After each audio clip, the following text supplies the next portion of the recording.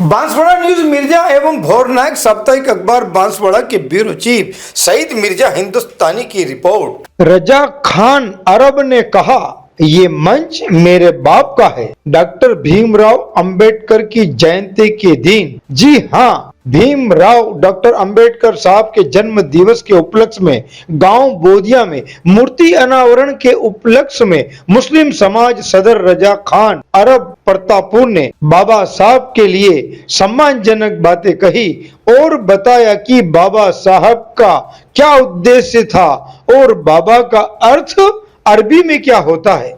नमस्ते, राम राम और सलाम और जय भीम। ये मेरे बाप का मंच है जिसके मंच में मैं खड़ा हूं। उसके बाद जिस मंच में मैं खड़ा हूं वो मंच बाबा साहब लफ्ज अरबी लफ्ज यानी बाप, ये मेरे बाप का मंच है जिसके मंच में मैं खड़ा हूं।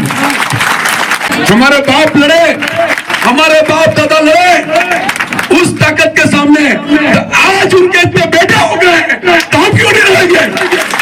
हम क्यों नहीं लड़ेंगे? हम भी लड़ेंगे, इस संविधान के लिए लड़ेंगे, इन गंदे लोगों के लिए लड़ेंगे। हम नहीं कहते कि सब बुरे हैं, हम नहीं कहते कि सब बुरे हैं, लेकिन जो बुरे हैं उनसे हम लड़ेंगे। जो बुरे हैं, जो हमें सताना चाह रहे हैं, जो हमारा संविधान खत्म करना चाह रहे हैं, जो नए नए कानून लाना चाहते हैं, बाबा साहब ने कानून दे दिया, बाबा साहब ने कानून दे दिया है, उसी कानून पे हम चलेंगे, वही कानून हम मानेंगे, वही हमारा धर्म है, बाकी कोई नहीं है। बाबा साहब की बात, आज ये लोग जो विरोध करते थे बाबा साहब का, वो कहते हैं कि हम भी बाबा साहब को मानते हैं, हम भी बाबा साहब के मानने वाले हैं। तो मेरा इनसे एक सवाल है, तुम सब पूछना भाइयों, तुम सब पूछना कि बाबा साहब ने जो आरक्षण हमको दिया, उस आरक्षण को बढ़ा दो। तुम अगर हमारे चाहने वाले हो तो उस आरक्षण को बढ़ाओ, तो मैं जानूंगा कि तुम हमारे चाहने वाले हो। हमारा रिजर्वेशन करो, तुम चाहने वाले हो तो हम बिना चुनाव जीते हमें विधायक बनाओ, हमें एमपी बनाओ और हमें संसद में पहुंचाओ, तो हम जानेंगे तुम हमारे चाहने वाले हो। वरना चाहने वाले नहीं हो, कतनी और करनी कहते थे। मैं एक बच्चा था, हमारे साहब ने बोला था कि 100 चूहे खा के बिल्ली हाथ पे चली, तो वो बात नहीं चलेगी कि 100 चूहे खा के बिल्ली हाथ पे चले। करना पड़ेगा, करके दिखाओ। अगर तुम हमारे चाहने वाले हो, तुम अगर हमारे अपने हो, तो आरक्षण 5% नहीं 15% करो राजस्थान का, एससी का और एसटी का आरक्षण 100% कर दो, तो हम तुम्हें मानेंगे, तुम हमारे चाहने वाले हो और तुम्हें आगे बढ़ाने वाले हो। वरना ऐसे नहीं चलने वाला है। खाली मीठी मीठी बातें करने से कतनी और करनी में बदलना होगा और सबको एक होना होगा। ये हमें तोड़ रहे हैं, ये हमें बांट रहे हैं, ये हमें ठुका रहे हैं। क्यों? क्योंकि हम एक नहीं हो पा रहे। बाबा साहब ने बरसों पहले हमें एक कर दिया है, बरसों पहले हमें एक कर दिया है। हमें एक रहना है, एक संग रहना है। जय भीम, जय भीम। इन्होंने हमें बरसों पहले एक रिश्ते में जोड़ दिया। आज मेरा यह आना नहीं है कि मैं रिश्तेदारों के बीच में आया हूं, मैं मेरे अपनों के बीच में आया हूं जिन्होंने हमें बरसों पहले जोड़ दिया था। क्योंकि इनको पता था कि एक वक्त ऐसा आएगा जिस वक्त सभी को मिलकर लड़ना पड़ेगा।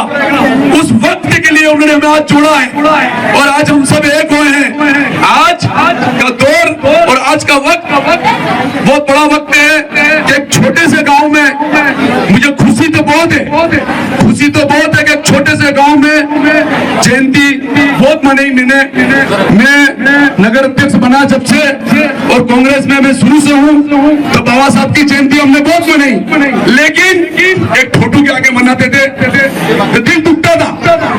इतना बड़ा नगर है प्रतापुर, इतना बड़ा नगर प्रतापुर है, इतने बड़े महापुरुष की एक भी मूर्ति नहीं है मेरे गांव में, एक भी मूर्ति नहीं है। तो मैं हमारे नेताजी और हमारे गुरु से कहना चाहूंगा कि प्रतापपुर में भी इसी भव्य मूर्ति लगाई जाए, तैयारी करो, क्योंकि हमने हमेशा जयंती मनाई। आज मैं खुद किस्मत हूँ कि आज बाबा साहब की मूर्ति के सामने मैंने फूल चढ़ाया और जयंती मनाई, वरना इससे पहले कभी भी हमने जयंती थी मनाई एक फोटो के आगे, और हमेशा दिल दुखता था कि बड़े बड़े महापुरुषों, आज गांधी जी की मूर्ति है हमारे वहाँ, सुभाष जी की मूर्ति है, तो ये भी तो महापुरुष थे, इनको भी तो याद किया जा रहा है, आज तक किया जा रहा है, हर वर्ग किया जा रहा है। जब हर वर्ग के ये हैं और हर वर्ग मानता है इनको, तो फिर इनकी भी मूर्ति लगाई जाए प्रतापपुर के अंदर, ताकि अगला प्रोग्राम प्रतापपुर के अंदर हो और भव्य प्रोग्राम हो।